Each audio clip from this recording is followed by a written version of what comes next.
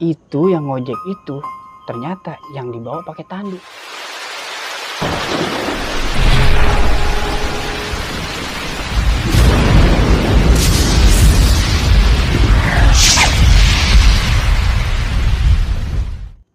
Assalamualaikum warahmatullahi wabarakatuh. Balik lagi bersama gua Ibnu Fitro Sidik dalam channel Timur Misteri. Pada kesempatan kali ini masih sama seperti video sebelumnya, gue sudah menghadirkan narasumber yang ada di samping gue ini yang akan bercerita pengalaman misterinya untuk kita semua. Tapi sebelum itu, gue mau berterima kasih untuk teman-teman semua yang udah subscribe serta mendukung channel Timur Misteri. Semoga kita semua selalu diberikan kesehatan, diberikan kemudahan rezeki, serta diberikan kemudahan dalam segala urusan-urusan kita. Dan juga untuk teman-teman semua yang nonton video ini, yang belum subscribe, jangan lupa subscribe, like, and comment channel Timur Misteri. Aktifkan loncengnya agar terus mendapatkan notifikasi video-video terbaru dari Timur Misteri. Nggak pakai lama lagi, langsung aja gue kenalin sosok pria tampan yang ada di samping gue. Bang Inyong. Masya Allah. Apa kabar Bang Inyong? Khair. Wih, Arabian Baru ini. pulang dari Arab. Oh, luar biasa. Khair itu baik berarti Bang? Baik. Alhamdulillah baik. Toyib. Sebelumnya gue berterima kasih Bang Inyong, lu udah nyempetin hadir nih buat berbagi cerita lu buat teman-teman semua. Iya. Bang Inyong kesibukan sehari-hari apa nih Bang? Ya paling pelangak pelongo aja. Ya tungguin aja paling 2 hari lagi gila. Luar biasa banget. Lagi Bang. sibuk ini paling bikin konten kalau lagi iseng. Oh iya. Gitu aja Oke, paling. buat teman-teman semua nih, narasumber gue pada kali ini salah satu konten kreator juga nih yang berkecimpung di dunia tarik suara, Bang Inyong. Bang Inyong bisa promote nih Bang. Mungkin teman-teman semua mau Ya, lebih kenal sama Bang paling Inyong. kalau mau lihat IG saya di @siinyong_. Udah gitu aja. @siinyong_. Underscore. Buat Iya. teman-teman semua nih, Bang Inyong ini salah satu konten kreator yang sibuk di dunia tarik suara. Langsung aja nih, lu follow Instagramnya apa tadi Bang? Di @siinyong_. @siinyong_. Di sini nih. Nanti gue cantumin juga di kolom deskripsi. Oke Bang Inyong. Ya. Di hari ini lu mau bercerita pengalaman lu di mana nih? Jadi tahun 2017 itu saya pernah nanjak yang kedua kali kalau nggak salah itu ya ke Gunung Cermek Gunung Cermek di via tahun 2017. Linggarjati. Intinya sih saya pernah ngalamin kejadian nemuin sosok orang yang harusnya awalnya saya taunya dia itu pendaki biasa, tapi kayaknya bukan. Pendaki luar biasa. Akhirnya, berarti, Bang. ha-ha. Tapi tahan dulu Bang Inyong. Teman-teman semua pasti bakalan penasaran nih sama cerita dari Bang Inyong. Oke, nggak pakai lama lagi. Yang mana video ini gue sudah rangkum dalam segmen Kong Kumis. Kongko Kupas Misteri.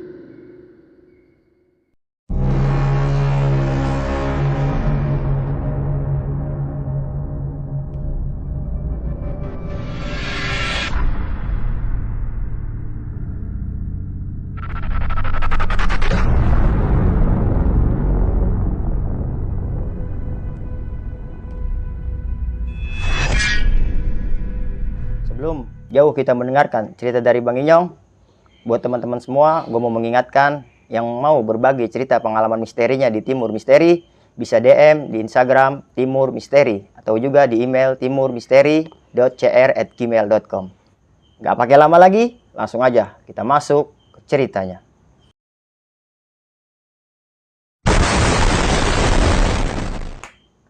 Oke, sebelum gue cerita lebih lanjutnya gimana pengalaman pribadi gue nanjak ke Cermek via Linggarjati, gue bakal cerita. Jadi gantian gue yang ngomong tadi Bang Ibnu. Abang kalau mau tidur, tidur aja dulu Bang. Enggak Bang, gue dengerin tenang aja Bang. Jadi gitu Bang, ceritanya kan. Tahun 2017 tuh saya nanjak kedua kali ke Gunung Cermek via Linggarjati. Saya start dari rumah itu malam kisaran abis Isya. Naik di Terminal Jati Bening tuh. Iya, Naik bis ya kan. Pasti itu ya. Iya, Lur Agung naiknya tuh. Kalau teman-teman yang udah pernah ke Cermek naik di Jati Bening pasti naiknya Lur Agung. Karena ekspres. Itu terkenal ekspres juga tuh bisnya. Sampai di kalau di Linggarjati itu kayak ibarat kata kayak Tugu mungkin ya. Linggarjati itu kisaran tengah malam jam 11 sampai jam 12 malam saya lupa dah. Pokoknya udah tengah malam nunggu transportasi entah itu mobil apa ojek. Jadi saya tuh nanjak bertiga teman. Nah yang 2 teman ini udah pernah ke situ. Berarti abang yang perdana nih, Saya yang perdana, dia yang kedua, lewat Linggarjati juga. Udah kan, ternyata di situ ada transportasi tuh cuma ojek. Jadi kita nunggu ojek yang bakal berhenti situ nawarin kita buat ke base camp. Akhirnya datang dah tuh ojek, kita naik. Di situ saya udah mulai ngerasa janggal tuh bang awalnya. Ya kan, karena dari perjalanan dari Tugu itu ke base camp itu, saya ngerasa hawanya tuh udah kayaknya kok nih gunung lain aja gitu rasanya. Walaupun saya nanjak kedua kali. Pertama tuh ke perahu, saya juga nggak ngerasa kayak aneh gitu. Beda lah gitu. Iya, suasana itu nggak kayak gitu. Sampai di base camp, ternyata base camp penuh. Kita nggak bisa istirahat di base camp. Daripada kita ke base camp cuman duduk-duduk nggak jelas, malah nggak bisa istirahat, ya kan? Mendingan kita mutusin tuh bertiga buat tidur ngemper di depan warung tuh. Di depan pos kayak buat ngurusi maksi besok pagi. Kita tidur di situ ngemper pakai sleeping bag. Di depan kita tuh posisinya ada pesantren di situ. Ada pesantren. Teman saya bisa tidur di situ. Cuman saya perasaan saya tuh masih gak enak dari awal bawah itu. Di situ pun saya masih gak enak ya kan. Malam gak enak. Akhirnya saya bete, ngerokok lah sendiri di depan. Jadi kalau kita duduk di depan itu, kita ngeliat ke arah sebelah kanan itu udah gunungnya tuh udah kelihatan. Walaupun malam tapi kelihatan dia. Dalam hati kok di gunung kayaknya lain gitu kan. Jadi tuh akhirnya nggak terasa saya begadang ternyata sampai subuh sendiri tuh di situ ya kan. Main HP segala macem. Pagi lah ngurusi maksi, berangkat ya kan. Nggak ada rombongan tuh bang, saya berangkat. Jadi saya duluan karena saya yang lebih awal ngurusi maksi, yang lain kan di bawah di base camp itu kan. Udah ngurusi maksi, jalan deh tuh lewat Cibunar. Awal pos pertama itu saya nemuin Cibunar. Masuk ke Cibunar, saya udah nemuin kejanggalan pertama nih di Cibunar. Jadi sebelum kita masuk ke hutannya itu, saya lihat di situ ada gubuk warung. Ada gubuk warung. Pertama dari bawah tuh kelihatan ada gubuk warung. Berarti bisa istirahat kalau nyampe gubuk itu kita capek. Karena dari Cibunar itu jalannya udah lumayan nanjak aja. Nyampe di warung ya kan. Ternyata teman-teman juga udah lanjut aja sampai Condang Amis. Seingat saya tuh kayaknya Condang Amis tuh pos pertama itu nemuinnya. Lanjut aja. Pas lewatin gubuk itu, saya tuh melihat ada penjaga warung bang. Ibu-ibu sama bapak-bapak. Yang bapak-bapak lagi gergaji. Tapi saya bilang misi, mukanya tuh polos aja. Diem datar aja, gitu. Datar aja. Kan oke lanjut. Sampai Condang Amis. Sebelum nanjak itu pun saya juga udah searching di Google dong. Untuk nyari informasi. Informasi di Google nih, jalur ini tuh apa sih ceritanya gitu kan. Dapat sedikit cerita di pos ini, pos itu, pos itu. Kalau Condang Amis saya belum ngalamin tuh sampai di Condang Amis. Oke lah, kita ngopi-ngopi dulu ngerokok. Lanjut lagi. Kalau nggak salah tuh abis Condang Amis itu entah kuburan kuda, saya juga lupa. Di situ mitosnya katanya kalau kita di situ bakalan bau kotoran kuda. Mitosnya tuh. Oke, kan sampai di kuburan kuda itu ternyata bener bang, bau sekitaran situ tuh bau kotoran kuda itu bau di situ. Di situ perasaan saya yang dari awal malam ini makin jadi dong. Oh berarti bener nih mitosnya nih. Selanjutnya jalan lagi ngecamp ya kak. Oh enggak ngecamp dulu tuh. Saya nemuin abis kuburan kuda itu kalau nggak salah tuh kayaknya tanjakan Seruni dulu apa Batu Lingga. Saya lupa dah tuh posnya yang mana dulu. Cuman di tanjakan Seruni itu saya nggak nemuin apa-apa, nggak nemuin kejanggalan lagi tuh. Pas saya nemuin itu di Batu Lingga. Karena dari bawah itu teman-teman yang 2 ini udah cerita. Nanti kita bakalan ketemu batu gede. Mitosnya itu batu bisa pindah-pindahan. Kata temen tuh. Saya penasaran dong kayak gimana sih batunya gitu kan. Sampailah tuh di Batu Lingga. Ngecamp di Batu Lingga. Pas ngecamp di Batu Lingga, saya belum ingat soal nih batu ini. Masih sibuk buka tenda segala macam, rakit tenda. Udah nyampe di dalam tenda, udah sore lah, kisaran jam-jam 5:30 apa. Udah mau maghrib, baru saya kayak ingat. Di mana batunya? Saya nanya itu kan. Temen saya pun baru ingat di situ. Keluar lah tuh di tenda. Udah, teman saya diem. Di mana batunya? Saya tanya. Dia diem aja. udah masuk aja tenda dulu, ntar ceritanya dalam tenda. Udah di tenda baru cerita, nggak ada batunya. Berarti mitosnya bener, di batu nggak ada. Berarti pindah dong, entah kemana tuh batu. Mulai lagi tuh perasaan saya nggak enak dari bawah kan, timbul di situ. Sugesti udah nggak jelas di situ. Ketemulah malam. Malam tuh posisinya hujan lagi bang, ya kan? Hujan. Di tenda itu air tuh terasa banget nimpah tenda kita, karena kan tenda kita di Batu Lingga itu naik itu kalau nggak salah entah tanjakan Seruni dulu apa Bapak Tere saya lupa, itu pokoknya nanjak dulu tuh. Itu air berasa tuh di tenda kita. Ya kan? Terpaksa dong kita harus buat kayak selobang solokan gitu, garis gitu biar airnya ngalir ke situ kan. Hujan-hujanan dah tuh berdua, yang satu di dalam. Buka set, udah itu jadi, masuk lagi ke tenda, ganti baju, semua basah. Buat tidur dong. Karena besok muncak, kalau emang muncak nih nanti subuh reda hujannya kita jalan subuh. Tapi kalau enggak kita tungguin terang aja gitu kan. Teman saya yang satu keluar tenda mau kencing, hujan-hujan nih posisinya. Mau kemana lu? Oh iya saya lupa nih ngenalin teman saya. Yang satu namanya Isal, satu namanya Angga. Si Isal ini mau kencing. Temenin gak Sal? Gak usah, sendiri aja. Baru dia buka tenda, keluar, dia masuk lagi bang. Udah jam, nggak jadi. Emang apa? Ada ular, kata dia begitu. Ular, gede, lumayan kata dia. Warnanya putih. Kata teman saya tuh, warna putih. Udah kalau emang lu masih kuat, tahan. Tapi kalau nggak kuat, ayo kencing, gua anterin, gitu kan. Nggak nyong kuat, kata dia gitu. Oke, tidur dah tuh saya, ya kan. Ketemulah pagi, sekitar jam 5:30. Pokoknya udah terang tuh, udah terang. Ya udah kita mutusin buat muncak jam segitu. Jalan dah tuh. Pas di Bapak Tere itu, saya ngalamin kejadian lumayan aneh. Jadi sepatu saya itu bang, pas masuk ke lorong Bapak Tere itu jalannya nanjak, cuman nggak nanjak yang landai ini batu-batu biasa gitu, enggak. Dia tuh kayak lorong solokan, tapi nanjak aja dia. Jalannya kan, sampai situ. Saya ngeliat di situ ada sekumpulan rambut. Awalnya tuh sekumpulan rambut di ya kan. Gitu, bang? Di trek Bapak Tere itu. Cuman saya nggak begitu mau ngegubris, bodo amat gitu mungkin. Diabaikan lah. Iya diabaikan aja. Yang penting kita ke puncak kan. Kita ke puncak. Nah, sampai lewatin Bapak Tere. Terus habis itu kalau nggak salah Sangga Buana, saya lupa tuh. Sangga Buana satu. Sampailah tuh saya puncak ya kan. Itu masih banyak pohon-pohon yang bekas kebakaran. Jadi sebelum saya ke situ itu Cerme lagi kebakaran. Gunung Cerme ini. Sampai sana nggak dapat apa-apa kita. Muncak. Itu kawah Cerme itu ketutup kabut semua. Tembok berarti ya, tembok. Udah nggak inilah. Udah nggak ya. Dan itu posisinya di puncak itu sepi bang. Mungkin karena emang dari bawah itu saya udah duluan tuh bertiga ya kan. Ternyata di atas itu sepi. Udah turun dah tuh. Mutusin kapan nih kita buat turunnya jam berapa? Kisaran jam-jam 1 lah. Nyampe tenda itu kisaran jam-jam 11 sampai jam 12 karena lama juga di puncak itu kan.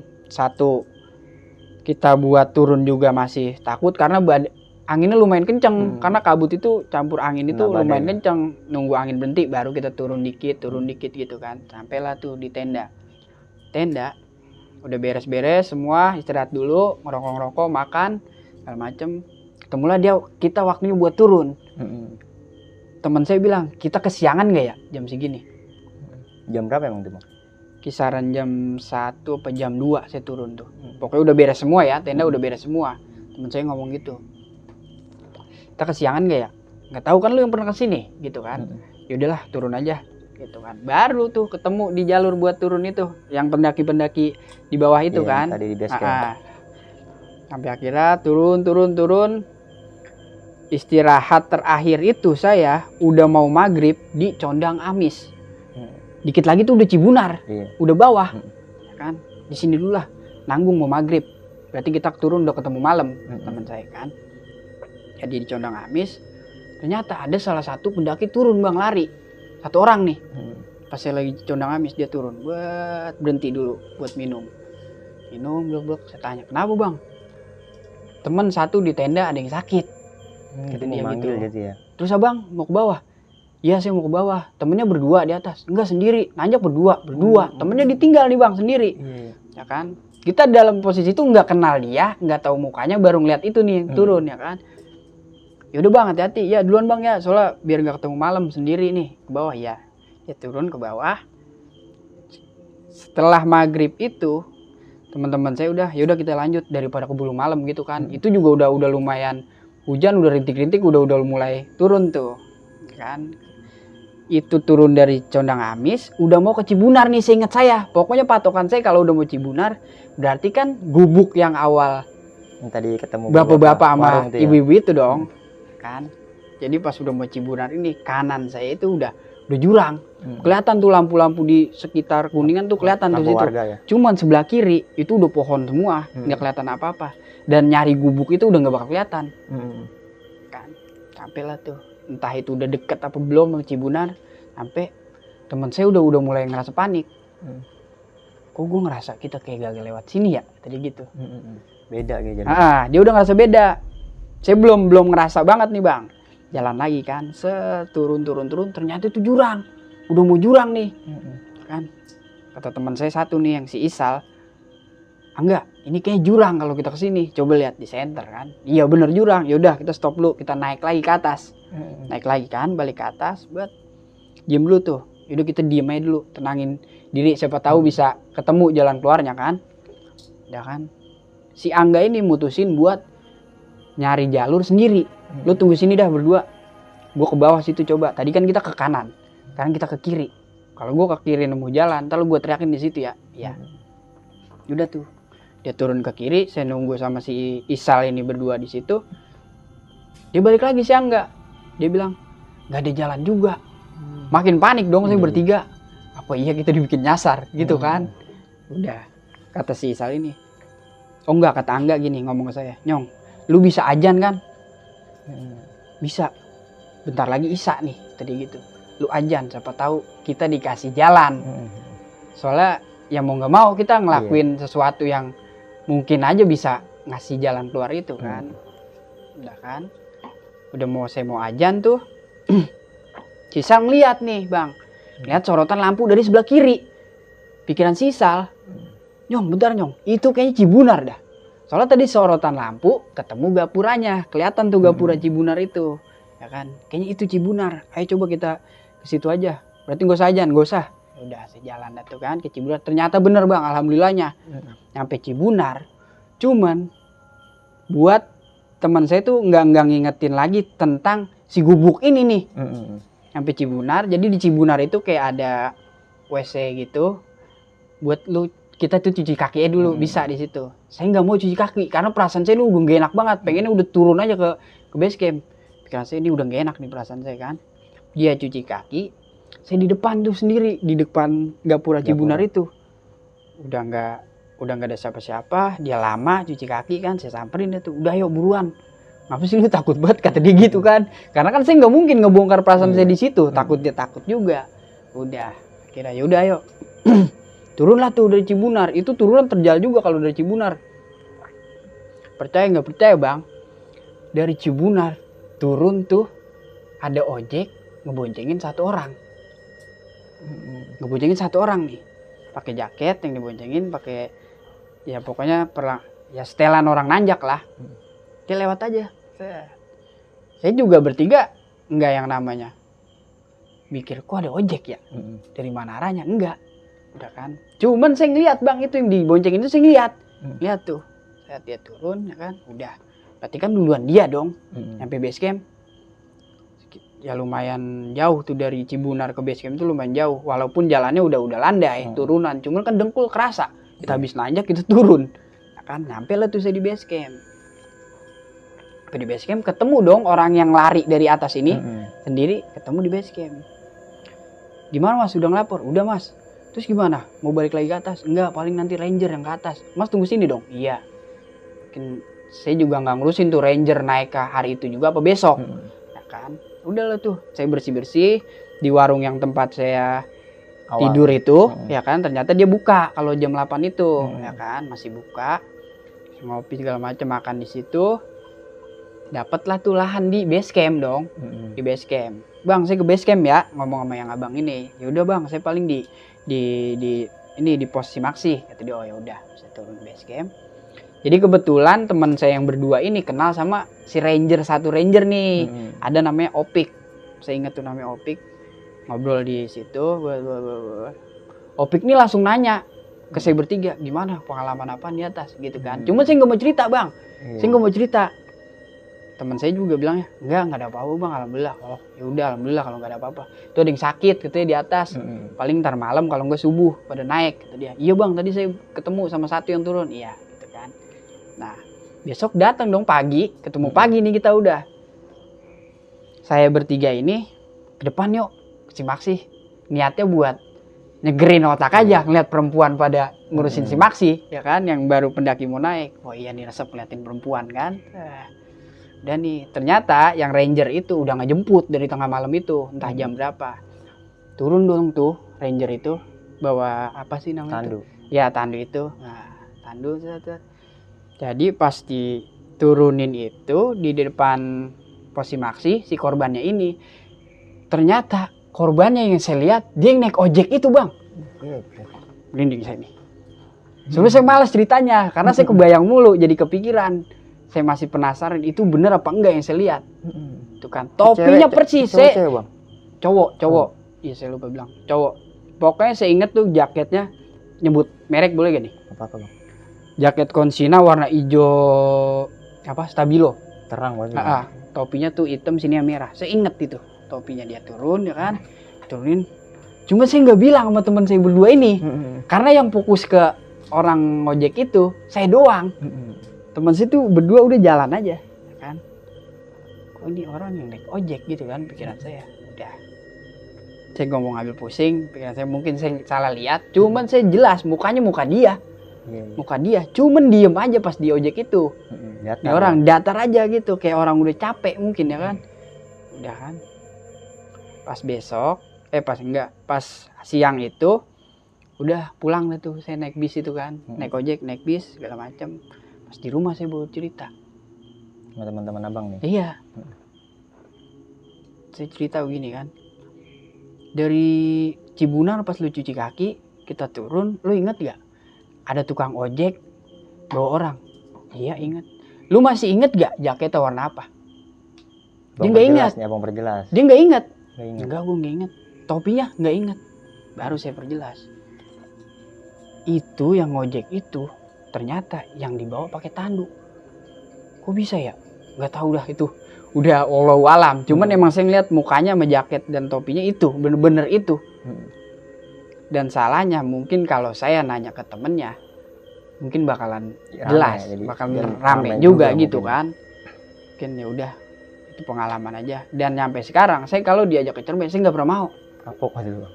Bukan kapok karena kita naik capek gitu, semua gunungnya pasti capek gitu kan. Cuman kayaknya ingetan itu tuh bikin saya takut. Ketika mau kesana lagi. Iya, ngeri aja gitu. Takutnya ada kejadian yang bikin saya jangan dah. Ya untuk kedua kali kan lu lebih paham jadi sama hal-hal goibnya di situ bang. Nah takutnya malah dari bawah tuh jadi udah nggak semangat, udah takut, iya ngebawa itu udah takut karena dari awal di ojek itu pun saya udah ngerasain ini kok gunung kayaknya lain gitu kan. Dan emang kalau dibilang buat jalur ya lumayan, dari situ emang lumayan. Dibilang buat ngelatih betis itu bukan ngelatih betis, semuanya kelatih. Kayak lapar juga lapar ya kan, mau makan gak ada apa-apa. Iya lapar semua bang. Iya, jadi itu sih paling pengalaman saya di Cermek. Oke bang. Yang paling bener-bener bikin saya, makanya sebenarnya saya kalau buat cerita ini malas itu kadang nih keinget jadi ya memorinya datang lagi gitu ya. inget lagi gitu kan, dan cerita pun kadang masih merinding aja, masih penasaran dan nggak tahu tuh sekarang keadaannya tuh orang gimana. Seandainya saat itu saya nanya entah IG-nya apa-apanya, asalnya dari mana, mungkin dia nonton ini kan dia bakalan ngerasa juga dong. Iya, pokoknya ada kejadian di Cermet itu.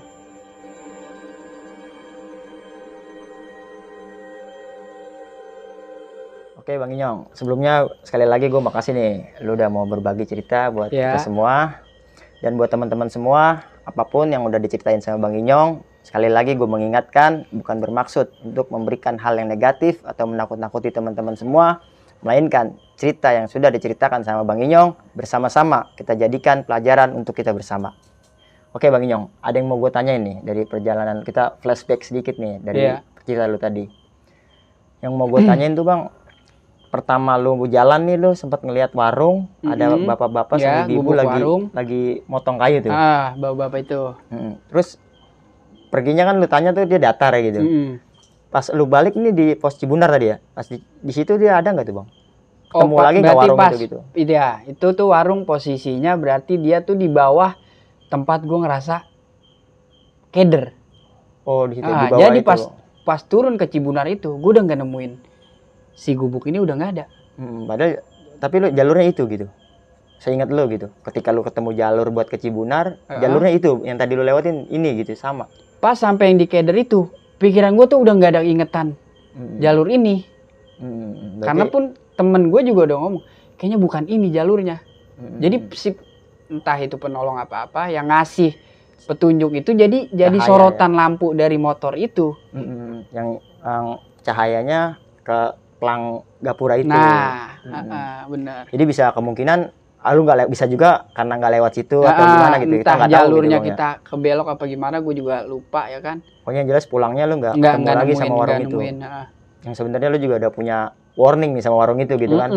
Udah curiga gitu sama, apalagi lu ketemu bapak-bapak, datar aja lu tanya gitu ya. Terus yang mau gue tanyain lagi itu Bang nih, pas semenjak lu sampai di pos Batu Lingga ya? Batu Lingga. Dan temen lu hujan-hujan mau keluar buang air kecil tuh. Dia ngeliat ular. Itu dijelasin gak Bang tuh pas di rumah atau di base camp sama temen lu tuh sosok ular itu gitu? Dia sih bilang warna putih. Cuman putih aja gitu. Karena di tenda pun dia ngomong. Gede gak? Lumayan gitu kan kata dia. Deket sama tenda tuh Bang ularnya? Nggak lagi ngapain gitu ular itu, apalagi jalan atau gimana gitu yang temen lu bilang gitu, mungkin diceritain. Kalau itu sih gue juga nggak nanya ke dia. Pokoknya yang jelas dia itu di tenda bilang ada ular lumayan, warnanya putih. Sampai di situ gue udah nggak mau panjang, daripada pikiran gue makin jelek, nggak bisa tidur. Kan? Di Batu Lingga tuh Bang. Itu posisi di Batu Lingga. Dan pas gue turun summit itu ke tenda itu, gue pun udah nggak kepikiran sama si Batu Lingga ini. Nah, iya yang malam itu gue lihat nggak ada. Itu udah nggak kepikiran karena ngerasanya udah, kalau pas posisi pas mau turun itu udah nggak mikirin mitos itu. Yang gue pikirin gimana caranya kita turun nggak kesorean. Jadi fokus lu udah buat turun aja. Udah buat bongkar tenda segala macam. Yang sebelumnya lu informasi mitos-mitosnya itu lu trackingnya di internet ya Bang ya, buat informasi jalur segala macam gitu ya. Iya, yang pas di Batu Lingga itu gue lihat di internet juga ada mitos itu. Dan ketemu si ranger itu, si Opik itu, dia pun bilang mitos itu. Oh dijelasin juga. Dijelasin sama dia. Tapi bener tuh Bang, lu pas turun dari summit, lu kembali ke tenda lu itu benar-benar sama gitu. Malam lu nggak ketemu batu itu, siang nggak ada juga gitu. Nggak ada, kayaknya emang siang juga nggak ada. Walaupun lu nggak fokus ke situ, tapi lu nggak ngelihat batu gitu. Soalnya kalau bisa gua terang dikit nih, bayangan ya. Ini jalur, jadi dia tuh kotak gitu tuh Batu Lingga. Maksudnya pos ini ya. Jadi jalur, ini kotak kayak lapangan. Posisi dia harusnya kata teman gue yang waktu itu ngeliat, dia ada di sini, samping jalur dong berarti. Iya, deket sini berarti kan. Nah, gue ngecamp di sini. Berarti kan kalau gue ngebuka tenda dari pintu ini, kelihatan. Di batu ada dong. Dari awal naik sampai turun pun di batu nggak ada.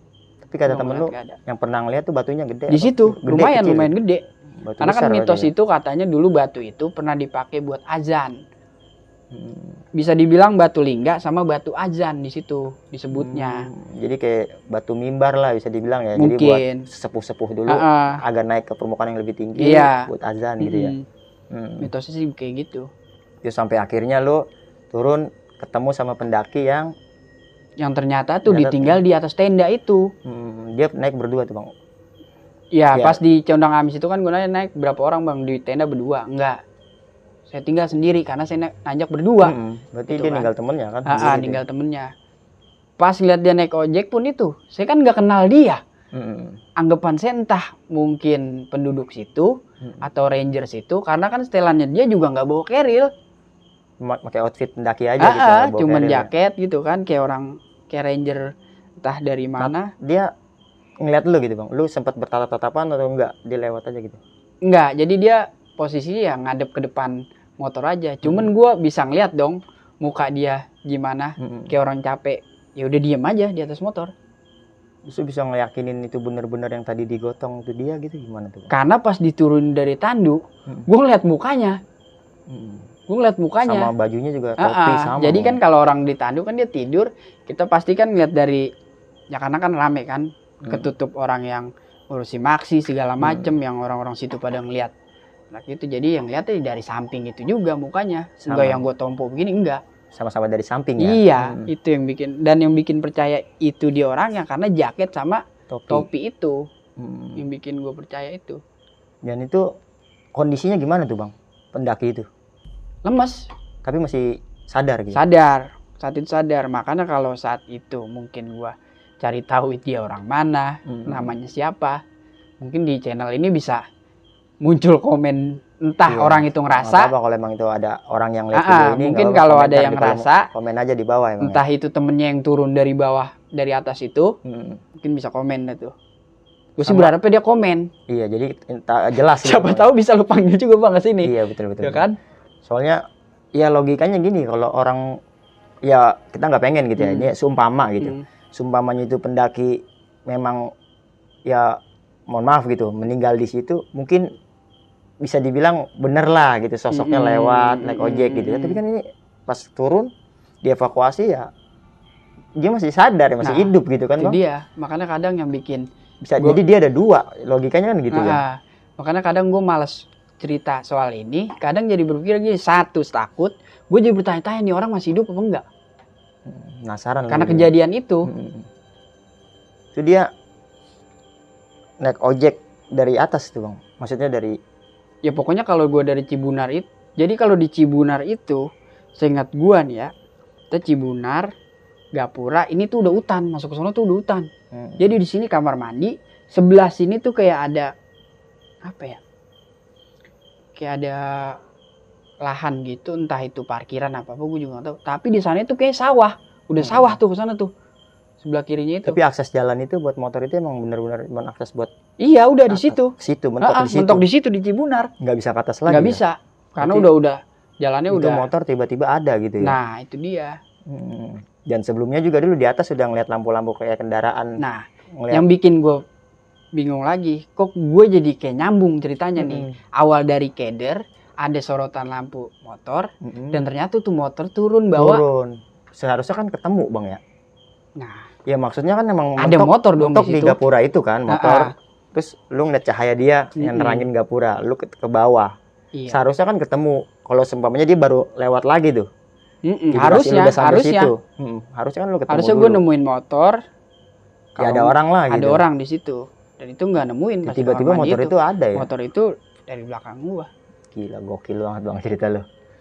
Iya. Itu doang yang gua pengalaman di Ciremai. Makanya yang sampai sekarang kalau diajak Ciremai, lu aja dulu dah. Up dulu. Tapi sekarang masih sibuk naik gunung nih? Udah enggak. Terakhir itu di Prau. Di Prau juga gue sebenarnya ngalamin bang, tapi enggak separah di. Skip dulu. Di Prau nanti di video selanjutnya bang. Oke. Jangan cerita di sini. Iya. Sayang cerita lu bang kalau lu ceritain di sini. Oke. Iya. Oke bang Inyong, itu aja nih yang bisa gua tanyain sama Bang Inyong, dan sekali lagi juga berterima kasih. Iya. Bang Inyong udah mau berbagi cerita buat teman-teman semua nih. Itu aja yang bisa kita ceritakan dan kita bagikan pada kesempatan hari ini. Dan sekali lagi gue mau mengingatkan untuk teman-teman yang udah subscribe serta mendukung channel Timur Misteri, gue berterima kasih. Semoga kita semua selalu diberikan kesehatan oleh Allah Subhanahu wa Ta'ala. Karena berkat dukungan dan motivasi dari teman-teman semua, kita bisa lebih bersemangat lagi untuk memberikan video-video terbaik. Dan yang nonton video ini, yang belum subscribe, langsung aja subscribe, like, and comment, serta aktifkan loncengnya. Karena banyak video-video menarik yang kita tampilkan untuk teman-teman semua. Oke, sekali lagi gue mohon maaf apabila ada kesalahan. Gue Ibnu Fitro Siddiq. Gue Inyong. Wassalamualaikum warahmatullahi wabarakatuh.